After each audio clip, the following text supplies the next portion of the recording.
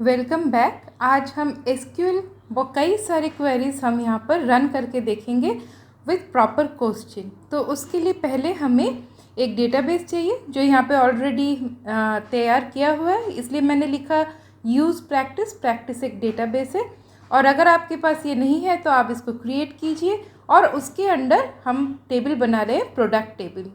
तो create table product table. अब यहाँ पर जो 5 इसके फील्ड्स हैं, यहाँ पर मैंने सिर्फ प्राइमरी की फर्स्ट फील्ड के लिए रखा। तो बेसिकली आज जो हम प्रैक्टिस करेंगे वो है DDL कमांड्स और DDL commands on these fields plus यहाँ पर जो कंस्ट्रेंट्स होते हैं, जैसे यहाँ पर प्राइमरी की एक कंस्ट्रेंट है तो वैसे कुछ कंस्ट्रेंट हम यहाँ पर प्रॉपरली रन करके देखेंगे। तो पहले हमने टेबल क्रिएट कर लिया। अब उस टेबल में हमको यहाँ पर डेटा वैल्यूज़ भरने हैं, क्योंकि इसके ऊपर ही, इसके बेसिस पर ही हम यहाँ पर अपनी क्वेरी को रन कराएंगे। तो पिछले वीडियोस में मैंने आपको जो हर एक पॉइंट्स, हर एक जो इंसर्ट कैसे करना है, ऑल्टर कमांड्स कैसे यूज़ करना है, वो सारे ब्लैंक डेटाबेस में बताए थे। वो एक डिफरेंट है, उसका लिंक मैं डिस्क्रिप्शन में डाल दूँगी। और आज हम देखेंगे जब डेटा इसमें हम भर देते हैं उसके बाद हम कैसे इसे क्वेरीज़ को इसके ऊपर रन करवाते हैं। तो फर्स्ट हमने टेबल क्रिएट किया, उसके बाद हमने 115 यहाँ पर दिखा रहा है आईडी, मतलब हमने 15 रिकॉर्ड्स इंसर्ट किए। तो अब सिलेक्ट स्टार फ्रॉम जो हमारा टेबल का नाम है वो डाला हुआ है। तो यहाँ पर देखिए 15 रिकॉर्ड्स यहाँ पे ऑलरेडी है विद ऑल द फील्ड्स। तो यहाँ तक क्लियर है। अब और एक जगह पर हमें चेक कर लेना होता है कि डेटाबेस का जो स्ट्रक्चर, क्योंकि बेसिकली DDL कमांड हम डेटाबेस के स्ट्रक्चर के ऊपर ही यूज़ करते हैं प्लस जो फील्ड्स है, टेबल के जो फील्ड्स है उसके ऊपर। तो यहाँ पर देखिए स्ट्रक्चर DSC बोल के टेबल नेम डालने से आपको ये स्ट्रक्चर दिखा देगा। यहाँ पर नो लिखा है क्योंकि प्राइमरी की हर वक्त नॉट नल होता है और बाकी यस, मतलब यहाँ पर हम नल कंटेंट डाल सकते हैं। सिंपल। अब हमारा first question, add a new field manufacturer to the table. अब फील्ड कौन से हैं? फील्ड हमारे पास 5 ऑलरेडी है और अभी हम नया फील्ड डाल रहे हैं। तो नया फील्ड ऐड करने के लिए alter table table name. Basically हम जब यहाँ पर एडिट करते हैं फॉर DDL कमांड्स, हमें ख्याल रखना है ऑल्टर टेबल टेबल नेम, ये तो रहता ही है। उसके बाद नेक्स्ट हम चेंजेस करते हैं। जैसे यहाँ पर हम जब एक फील्ड ऐड कर रहे हैं तो लिख रहे हैं ऐड फील्ड का नाम और फील्ड का डेटा टाइप और उसका लेंथ। सिंपल। अब यहाँ पर हम मैन्युफैक्चरर फील्ड इसको ऐड करेंगे, जैसे ऐड करना, डिलीट करना, फिर ऑल्टर करना, प्लस उसमें कंस्ट्रेंट कैसे डालते हैं, ये सारे आज हम लोग प्रैक्टिस करेंगे। तो यहाँ पर देखिए मैन्युफैक्चरर वर्क एट 255 और ये नल है। बस यहाँ तक ये इंसर्ट हो चुका है। अब पर्टिकुलरली इस मैन्युफैक्चरर, इस फील्ड के ऊपर हम कुछ क्वेरीज़ को ट्राई करते हैं। तो इस तरह की क्वेरीज़ हम और भी ट्राई कर चुके हैं आगे, तो वो आप ज़रूर प्रैक्टिस करना। यहाँ पर ऐड डिफ़ॉल्ट कॉन्स्टेंट। अब यहाँ पर मैन्युफैक्चरर टेबल मतलब फील्ड के ऊपर हम डिफ़ॉल्ट कॉन्स्टेंट को ऐड करेंगे। तो इसके लिए क्या लिख रहे हैं? ऑल्टर टेबल टेबल नेम जो है ऑल्टर कॉलम मैन्युफैक्चरर। अब सेट डिफ़ॉल्ट, डिफ़ॉल्ट मतलब अगर हम इंसर्ट करते वक्त कोई भी वैल्यू नहीं डालेंगे तो डिफ़ॉल्ट वैल्यू ऑलरेडी उसमें पुट हो जाएगा। तो इसको हम यूजिंग DML कमांड हम यहाँ पर एक बार कुछ एग्जाम्पल्स को रन करके देखेंगे। तो यहाँ पर देखिए हमने डाल दिया अननोन एज डिफ़ॉल्ट वैल्यू। तो पहले स्ट्रक्चर देखते हैं क्योंकि ये एक DDL कमांड के ऊपर काम कर रहा है, स्ट्रक्चर के ऊपर काम कर रहा है। तो यहाँ देखिए मैन्युफैक्चरर के लिए डिफ़ॉल्ट वैल्यू ये अननोन। अब ये एक्चुअली अननोन, ये जो डिफ़ॉल्ट वैल्यू क्या है, इसको अब और भी प्रॉपर वे से हम देखते हैं using inserting one more record. तो यहाँ पर इंसर्ट इनटू प्रोडक्ट टेबल, इसको मैं कॉपी कर ले रही हूँ क्योंकि ये तो सेम ही है जब हम इंसर्ट करते हैं। तो यहाँ पर 2-3 बातों का ध्यान रखना पड़ता है, वो मैं भी आपको बताती हूँ। तो यहाँ पर देखिए क्या है, 5 ऑलरेडी हमारे फील्ड्स थे। अब मैन्युफैक्चरर ये फील्ड आ गया है तो कॉपी पेस्ट के बाद मैंने यहाँ पर मैन्युफैक्चरर ये फील्ड डाल दिया। अब हम वैल्यूज़ डालेंगे। तो चलिए मैं यहाँ पर कोई एक वैल्यू यहीं से कॉपी पेस्ट कर लेती हूँ, क्योंकि अभी लिखने जाएंगे, सोचने जाएंगे, बहुत टाइम लग जाएगा। तो यहाँ से जो फर्स्ट रिकॉर्ड है, यहाँ पर 5 ऑलरेडी रिकॉर्ड है, तो इसको मैं कॉपी कर लेती हूँ। अब यहाँ पर मैं इसे पेस्ट कर देती हूँ। तो पेस्ट करने के बाद हमें यहाँ पे 2 चेंजेस करने हैं। एक क्या है, यहाँ पर आईडी को चेंज करना है क्योंकि प्राइमरी की है ये, तो यहाँ पर हम इसको यूनिक रखना ही पड़ेगा। और यहाँ पर मैन्युफैक्चरर, इसको हम यहाँ पर डाल रहे हैं। तो यहाँ पर गौर कीजिए कि 6 फील्ड है, इसलिए 6 डेटा हमको भरने हैं। मतलब फील्ड जितने हैं उतने ही डेटा यहाँ पर होने चाहिए, उतने ही वैल्यूज़ होने चाहिए। तो ये डाल दिया, मैंने रन करवा दिया। अब हम इसको देखेंगे कि ये इंसर्ट किस तरह से हुआ है। तो यहाँ पर देखिए मैंने सिलेक्ट स्टार फ्रॉम जो कमांड है DML कमांड, यहाँ पे थे डेल, ये मैन्युफैक्चरर के इस फील्ड में इसने भर दिया है। सिंपल। अभी हम देखेंगे कि अगर हम यहाँ पर डेल जो लिखे हैं, जो 6 नंबर पोजीशन पर है, इसको अगर हम नहीं डालते, क्योंकि हमने डिफ़ॉल्ट यहाँ पर कंस्ट्रेंट दिया है, तो डिफ़ॉल्ट कंस्ट्रेंट मतलब यही है कि जो अगर हम कुछ नहीं डालते हैं, कुछ इंसर्ट के लिए वैल्यू नहीं देते हैं, तो डिफ़ॉल्ट वैल्यू वो यहाँ पर इंसर्ट करेगा। तो यहाँ पर प्राइमरी की बदलना ज़रूरी है क्योंकि ये नया फील्ड के हिसाब से जा रहा है।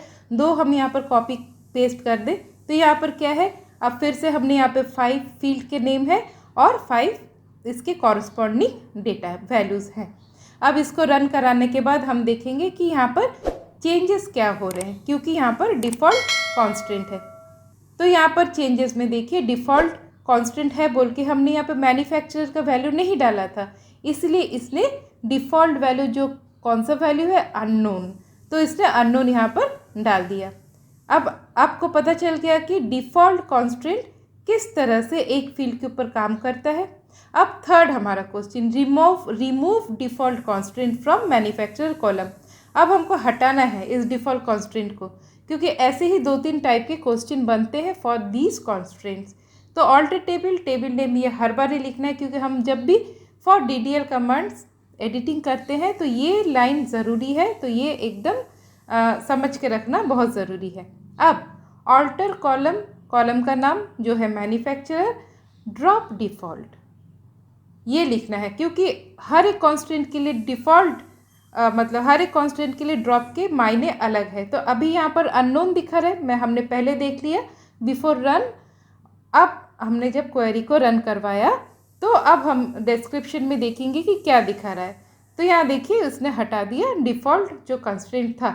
मतलब अभी हम अगर कुछ नहीं डालेंगे तो वो डिफ़ॉल्ट डाल देगा, ऐसा नहीं है। ठीक है, तो अब नेक्स्ट चलते हैं नेक्स्ट क्वेश्चन पे कि अब हम जो मैन्युफैक्चरर फील्ड इसको हमने ऐड किया था, अब इसको हम रिमूव करते हैं। तो यहाँ पर ऑल्टर टेबल नेम लिख दिया। अब जब हम DDL कमांड यूज़ करते हैं, हम यहाँ पर डिलीट यूज़ नहीं करते, हम क्या यूज़ करते हैं, यहाँ पर हम लिखते हैं ड्रॉप। तो ड्रॉप कॉलम मैन्युफैक्चरर। तो अभी जहाँ पर फील्ड्स के जब नेम आते हैं तब हम ऑल्टर टेबल बोलते हैं, मगर जब टेबल को ड्रॉप करना होता है, जब डेटाबेस को ड्रॉप करना होता है, तो उसका थोड़ा सा नियम बदल जाता है। मगर ये जो ड्रॉप, ये वाला जो कीवर्ड ऐसे ही रहता है। तो यहाँ से हट गया मैन्युफैक्चरर। तो यहाँ तक क्लियर है कि हमने कैसे फील्ड ऐड किया, उस फील्ड में हमने यूनिक कैसे डाला, तो ये सारे हमने देखे। अब नेक्स्ट और एक फील्ड प्राइस, अब हम इस प्राइस फील्ड के ऊपर वर्क करेंगे। तो इसके ऊपर हम अब नया एक दूसरा कंस्ट्रेंट डालेंगे। तो 1 बाय 1 देखते हैं। तो फर्स्ट हम क्या कर रहे हैं कि ऑल्टर टेबल नेम। अब यहाँ पर हमको मॉडिफाई करना है डेटा टाइप ऑफ किसका, प्राइस फील्ड। तो कैसे लिखते हैं, मॉडिफाई कॉलम, क्योंकि हम इसका डेटा टाइप डिफरेंट कर रहे हैं। पहले क्या लिखा था, 10,2 लिखा था, अभी हम लिख रहे हैं 12,2, मतलब डेसिमल के बाद वो 2 नंबर तक दिखाएगा। अब इसको रन करवाने के बाद हम देखेंगे इसका इफेक्ट। तो इफेक्ट कैसे देख रहे हैं, कौन सा क्वेरी यूज़ करके देख रहे हैं, ये आपको मालूम है। तो इसने चेंज कर दिया 10,2 को 12,2 कर दिया, सिंपल। अब इस फील्ड के ऊपर हम कुछ कंस्ट्रेंट्स भी देखेंगे। तो पहले चलिए यहाँ पर जो हम लोग ऑलरेडी इंसर्ट कर रहे थे उसी को लेके चलते हैं। तो ये रहा हमारा प्राइस फील्ड, हमने प्राइस फील्ड को हटा दिया, प्लस इसका वैल्यू को भी हटा दिया। और एक काम कौन सा करना मैंडेटरी है, क्योंकि ये नया फील्ड इंसर्ट हो रहा है, हमको प्राइमरी की का इस नंबर को चेंज कर लेना है, सिंपल। इसको आप ध्यान रखिए, बाकी आप कॉपी पेस्ट कीजिए, कोई प्रॉब्लम नहीं है, मगर यहाँ पर प्राइमरी की को चेंज करते रहना, नहीं तो एरर आ जाएगा। अब इसको हम इंसर्ट करते हैं, तो इंसर्ट हो गया हमारा रिकॉर्ड। अब फिर से हम और एक बार देख लेते हैं। तो इसको देखने के लिए रिकॉर्ड इंसर्ट हुआ है कि नहीं, कौन सा हम क्वेरी यूज़ करते हैं, सिलेक्ट स्टार फ्रॉम जो टेबल है उसका नाम, टेबल नेम। यहाँ कौन सा टेबल है, प्रोडक्ट टेबल। तो हम यहाँ पर बेसिकली मेनली दो कमांड्स बार बार यूज़ करें, एक सिलेक्ट स्टार फ्रॉम और एक DESC। तो यहाँ देखिए हमारा 118 ये वाला रिकॉर्ड इंसर्ट हो गया, और हमने हटा दिया था, कुछ नहीं दिया था बोल के इसने एक नल वैल्यू, नल लिख दिया। ठीक है, अब नल लिखने के बाद हमारा नेक्स्ट जो कंस्ट्रेंट है उसको हम यहाँ पर आजमाएंगे। तो यहाँ पर नॉट नल, ये और एक कंस्ट्रेंट है, 6 कंस्ट्रेंट्स हैं, आज हम 2 के ऊपर प्रैक्टिस कर रहे हैं। तो अभी हम नॉट नल इसको देख रहे हैं। तो ऑल्टर टेबल नेम, अब मॉडिफाई कॉलम, फिर प्राइस कॉलम। अब नॉट नल इसको कैसे लिखते हैं, तो यहाँ पर आप देखेंगे कॉन्स्टेंट लिखते वक्त हर एक कॉन्स्टेंट को ऐड करना, उसके बाद उसको हटाना, इसके अपने अलग अलग नियम हैं। तो वो सारे नियम हमने पहले देख लिया है, तो यहाँ पर उसको मैं और ज़्यादा डिस्क्राइब नहीं कर रही हूँ। आपको अगर वो सारे रूल्स जानने हैं तो आप ज़रूर एक बार चेक कीजिए, एकदम छोटे छोटे वीडियोस ट्यूटोरियल्स हैं। अब इसको रन कराए, तो रन कराने के बाद ही यहाँ पे एक एरर दे दिया। अब हम इस एरर को मतलब डिबग करेंगे, एरर हैंडलिंग करना भी बहुत ज़रूरी है। तो इसने एरर क्यों दिया, हमने तो सही लिखा यहाँ पर क्वेरी, क्योंकि ये जो प्राइस फील्ड है इस फील्ड में ऑलरेडी एक रिकॉर्ड के लिए नल वैल्यू है, मतलब एक हो या एक से ज़्यादा हो नल वैल्यू उस फील्ड में, तो हम नॉट नल कंस्ट्रेंट यहाँ पर अप्लाई नहीं कर सकते। तो ये ध्यान रखना है। तो इसके लिए हमको क्या करना है कि जहाँ जहाँ नल वैल्यूज़ हैं उनको एटलीस्ट कुछ वैल्यू डाल देना है। आप 0 ही डालो, 1 डालो, व्हाटएवर। 1 तो नहीं डालेंगे क्योंकि उसका कोई प्राइस नहीं है, अगर कुछ प्राइस नहीं है तो हम डायरेक्ट 0 डालते हैं। तो ये DML कमांड है, इसलिए ऑल्टरेशन में हम लिखते हैं मॉडिफाई कॉलम। तो इसको भी हम जानेंगे, पढ़ेंगे कमिंग ट्यूटोरियल में। तो यहाँ पर हम मॉडिफाई कर रहे हैं, जहाँ जहाँ is null where price is null वो उसको दिखेगा, तो वहाँ वो क्या प्राइस के लिए सेट करेगा, 0.00। सिंपल। अभी यहाँ पर हम देखते हैं, देखिए इसने नल ये जो लेटर लिखा था इसको हटा के 0.00 एक वैल्यू डाल दिया। अब हमारा जो ये कॉन्स्टेंट है नॉट नल, इसको अब हम आराम से अप्लाई कर सकेंगे। तो ये भी ध्यान रखना है कि हमें जब नॉट नल अप्लाई करना होता है तब हम इसे कैसे करते हैं। तो अभी मैं इसको रन करवाने के बाद आप देखेंगे कि ये कैसे काम कर गया। तो चलिए हम देखने के लिए हम कौन सा यहाँ पर कीवर्ड यूज़ करते हैं, DESC टेबल नेम। तो आई होप ये सिंपल है आपके लिए। 6 जो कंस्ट्रेंट्स हैं मैं यहाँ पर आज सिर्फ 2 के लिए डिस्कस कर रही हूँ, उसके साथ हम कुछ DDL कमांड्स भी देख रहे हैं। तो यहाँ पे देखिए नो कर दिया, यहाँ पे भी प्राइस के लिए नो। प्राइमरी की तो बाय डिफ़ॉल्ट होना ही है उसको, मतलब नॉट नल मतलब आपको वहाँ पे भरना ही है, और यहाँ पर नॉट नल डाला मतलब आप इस फील्ड को ब्लैंक नहीं छोड़ सकते। तो अब हम इंसर्ट करके देखेंगे कि इसका मतलब इम्प्लीमेंटेशन कैसे है। तो यहाँ पर पहले ही हमने चेंज कर लिया ID, अभी हम यहाँ पर नहीं डाल रहे हैं प्राइस को। तो देखिए यहाँ पर एरर दे दिया। यहाँ पर एरर में क्या बोल रहा है कि इसके लिए कोई डिफ़ॉल्ट वैल्यू नहीं है और आप इस फील्ड को एम्प्टी नहीं छोड़ सकते, मतलब नल नहीं छोड़ सकते, क्योंकि यहाँ पर हमने नॉट नल ये कंस्ट्रेंट ऐड किया है। अब इस कंस्ट्रेंट के ऐड करने के बाद हमको ये जो प्राइस फील्ड है इसे डालना ही है। अगर ये डिफ़ॉल्ट अगर कोई वैल्यू होता तब अगर नहीं डालते तो सही रहता, मगर डिफ़ॉल्ट वैल्यू नहीं है तो हमको यहाँ पर वैल्यू डालना ही है। तो चलिए हम यहाँ पर वैल्यू डालने के बाद हम इसको और एक बार रन करवाते हैं। तो नेचुरली यहाँ पे कोई एरर नहीं दिखाएगा। तो अब रन कराने के बाद यहाँ पर देखिए प्रॉपर्ली रन हो चुका है। वो जो ग्रीन सा बटन एकदम नीचे की तरफ दिख रहा है बेस में, तो वो बता रहा है कि ये रन हो चुका है और यहाँ पर हमारा वैल्यू डल चुका है। तो देखिए 119 इस रिकॉर्ड के लिए वैल्यू यहाँ पर वो डाल चुका है। तो अब आपको पता चल गया नॉट नल ये कांस्टेंट कैसे कंडीशंस में काम करेंगे, ये वाला जो नॉट नल है, नॉट नल के टाइम हम इंसर्ट वैल्यू कैसे करेंगे, तो ये सारा आपने जान लिया।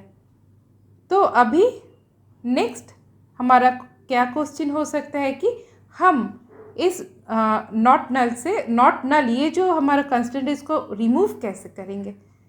अब हम इसे रिमूव करने के लिए, रिमूव बड़ा सिंपल ही है, ऑल्टर टेबल नेम, अब मॉडिफाई कॉलम।